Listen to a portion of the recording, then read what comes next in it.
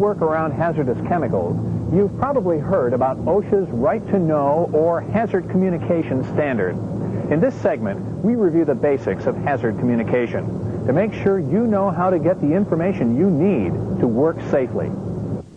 Our world is an amazing and complex universe of constantly interacting chemicals. Gases, liquids, and solids constantly collide and react.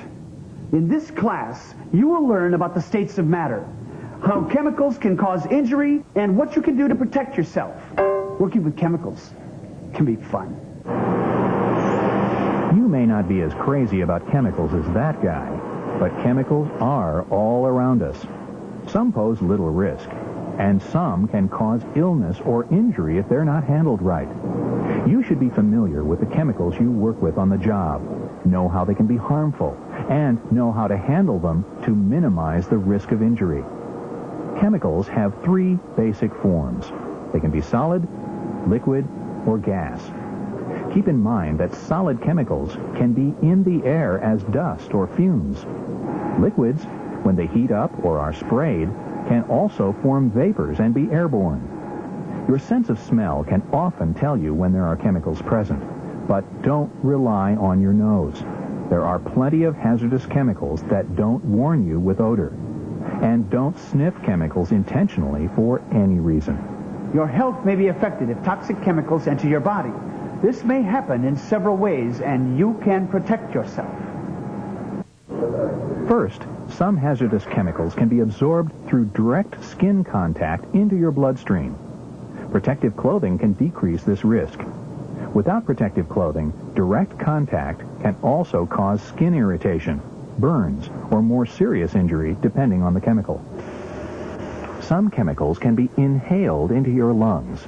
If you do inhale chemicals, they can damage your lungs or get absorbed into your bloodstream, injuring other organs. You can wear a respirator to filter chemicals out of the air you breathe. Respirators also prevent you from ingesting or swallowing chemicals. You can also use good work practices like washing your hands before putting anything into your mouth. Some hazardous chemicals that are swallowed make their way down to your stomach and are absorbed into your bloodstream. Finally, some chemicals can burn or be irritating if you get them in your eyes. You may need to use safety goggles, glasses, or a face shield for your protection. Not all chemicals require the use of personal protective equipment, or PPE, and many chemicals that look the same call for different levels of protection. With some chemicals, you don't need protective equipment at all. In an upcoming Safety Watch program, we'll look at the use of PPE in detail. How seriously can you be hurt? It depends mostly on three things: the hazardous properties of the chemical involved, how much of it makes its way into your system, and how long you're exposed. If a chemical is concentrated, more will get into your system if you're exposed. And even if a chemical is not concentrated, if you're exposed to it over a long period of time, it can build up in your body, causing long-term illness or injury. There are some other factors that might increase the effects of toxins. If you're breathing hard when there are chemicals in the air, that increases exposure.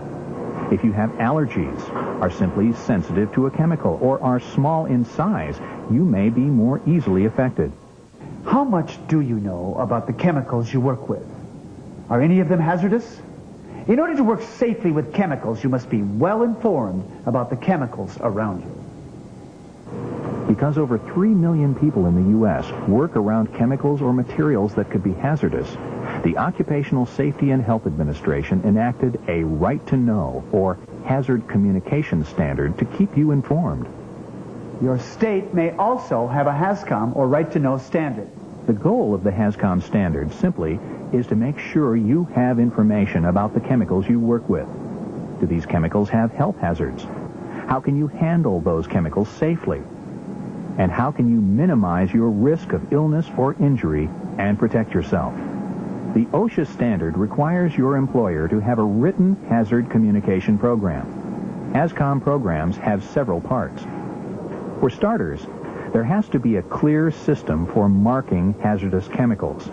Warning labels should identify chemicals and point out specific hazards. Employers must provide training to help you understand what the labels mean. And your employer should have an inventory or list of all the chemicals being used at your work site. For each of those chemicals, there should be a Material Safety Data Sheet, or MSDS. These sheets must be available to you at all times. MSDS can answer many of your questions about the chemicals you work with. MSDS describe each chemical, list its common names, and give information about its health effects. These sheets also describe precautionary measures you should take when working with each chemical, and what first aid or emergency treatment should be given in case of exposure. If you don't already know, take time to find out where your MSDS are kept, and look over a couple of them to get familiar with the types of information they have. We'll discuss warning labels and MSDS in more depth in a future segment of Safety Watch. Part of your employer's Hazcom program is employee training. You should be trained at the time of your first job assignment involving a hazardous chemical. You should get added training whenever new hazards are introduced into your work area, or if you're given a task using a hazardous material that you haven't yet been trained to use. Let your supervisor know if you've been assigned a new duty involving unfamiliar chemicals. OSHA's Hazard Communication Standard helps protect your right to work in a safe and healthy environment. It requires that you be informed about the hazardous chemicals in your workplace and that you're trained to work safely with these materials. But it's also up to you to use the information you get from your training, from labels, and from MSDS. Don't forget, working safely with chemicals is a team effort. Being careless doesn't just put you at risk, it endangers the health of your co-workers too, so work smart. And you can keep hazardous chemicals from being hazardous to your health.